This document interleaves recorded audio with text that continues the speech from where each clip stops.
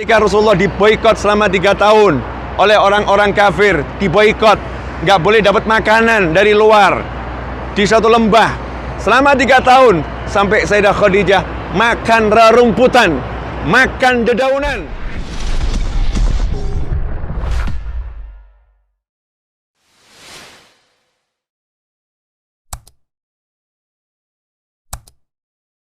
Bismillahirrahmanirrahim. Alhamdulillahirabbil alamin. Allahumma shalli wa sallim ala sayidina Muhammadin miftahi babi rahmatillah adada ma fi ilmillah salatan wa salaman daimain bidawami mulkillah wa ala alihi wa sahbihi. Assalamualaikum warahmatullahi wabarakatuh. Sahabatku, begitu biasanya Nabi Muhammad SAW menyapa kawan-kawannya, sahibi ashabi, sahabatku. Maka saya suka menyapa antum dengan sapaan itu, sahabatku. Nah, dimanapun antum berada, saat ini saya berada di depan pemakaman Mu'allah, Jannatul Mu'allah, sampai disebut Jannah. Makam ini disebut Jannah, surga. Kenapa? Karena dimakamkan aulia ussolihin, yang dimakamkan sahabat Nabi Muhammad SAW, yang dimakamkan para ulama yang keilmuannya, kesolehannya diakui oleh jagat langit, ya, dan juga diakui oleh bumi. Bumi langit semua mengakui kesolehannya siapapun yang dimakamkan dari ulama di makam tersebut. Ikhwani rahimakumullah, dan pusat perhatian seluruh area makam ini kepada satu orang yang dicintai oleh Allah Ta'ala, satu orang yang dicintai oleh baginda Muhammad Sallallahu Alaihi Wasallam, satu orang yang kalau kita cinta kepada beliau tanda keimanan, kalau nggak cinta pada beliau tanda kemunafikan, yaitu Sayyidah Khadijatul Kubra radhiyallahu ta'ala anha, ibu kita semua, wa azwajuhu ummahat, dan istri-istri Nabi Muhammad SAW adalah ibunya orang-orang yang beriman. Ini ibu yang paling utama, ya, istri Rasul yang paling utama, Sayyidah Khadijah radhiyallahu ta'ala anha. Wanita, perempuan, istri, dimanapun kamu berada, kalau mau masuk jannah tuh tiru Sayyidah Khadijatul Kubra radhiyallahu ta'ala anha.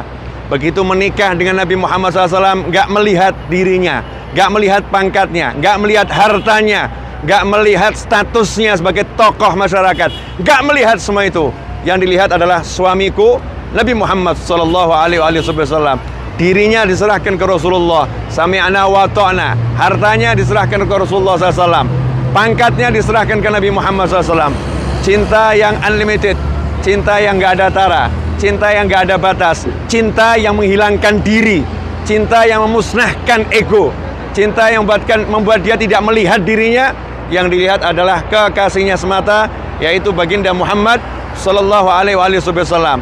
Banyak kisah tentang Sayyidah Khadijah radhiyallahu ta'ala anha, tapi kisah yang menyedihkan adalah ketika beliau rela menemani Nabi Muhammad SAW ketika Rasulullah diboikot selama 3 tahun oleh orang-orang kafir, diboikot, nggak boleh dapat makanan dari luar di satu lembah selama 3 tahun, sampai Sayyidah Khadijah makan rerumputan, makan dedaunan, sehingga dikatakan dalam hadis sampai mohon maaf, kotoran yang keluar dari para sahabat saat itu adalah sama dengan kotoran hewan, sama dengan kotoran kambing. Ikhwani rahimakumullah.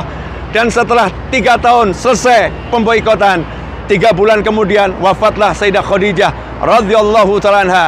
Maka layak, maka pantas jika Allah pun mengatakan, sampaikan salamku kepada Khadijah radhiyallahu ta'ala anha. Ikhwani rahimakumullah, kalau Anda memang menjadi seorang istri, tiru Khadijah.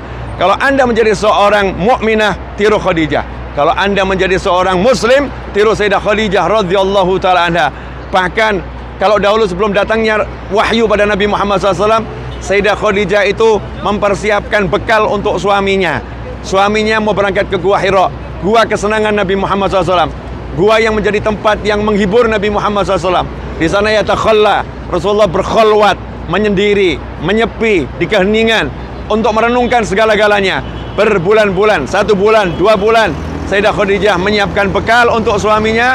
Kemudian suaminya berangkat, beliau rela ditinggal di rumah. Beliau nggak protes, beliau nggak ngomong A, nggak ngomong B, nggak ngomong C, tapi yang penting suaminya bahagia. Apa yang dilakukan ketika rindu? Apa yang dilakukan ketika kangen? Kangennya ditahan, rindunya ditahan. Tapi begitu ingat bagaimana kondisi suamiku, bekalnya udah mau habis. Bekalnya udah mau habis, suamiku belum turun. Maka Sayyidah Khadijah naik ke Gua Hira, mendaki Gua Hira hanya untuk melihat suaminya. Begitu lihat suaminya dalam keadaan tenang, suaminya nyaman, bekalnya cukup, sehat, gak banyak ngomong, beliau turun ke bawah. Gak pernah mengganggu kesibukan suaminya dalam berdakwah kepada Allah Subhanahu wa Ta'ala. Hei wanita, jika engkau menjadi istri seorang dai, jangan pernah menunjukkan dirimu di hadapannya. Jadikan dirimu lebur bersama Tuhanmu. Serahkan suamimu untuk Allah dan bebaskan tanggung jawabnya dari dirimu. Engkau akan mendapatkan Tuhanmu. Tapi jika dirimu yang kamu pikir, akumu yang kamu pikir, maka kamu tak akan pernah menemukan Tuhanmu dalam dirimu, apapun di luar sana. Na'udzubillah min dzalik. Ikhwani rahimakumullah, pelajaran yang luar biasa dari Sayyidah Khadijah di pagi hari ini mudah-mudahan menjadi teladan untuk saya khususnya dan untuk antum semua dimanapun berada. Hakadza wal afu minkum wa sallallahu ala sayyidina Muhammadin wa alihi wasallam walhamdulillahi rabbil alamin. Wassalamualaikum warahmatullahi wabarakatuh.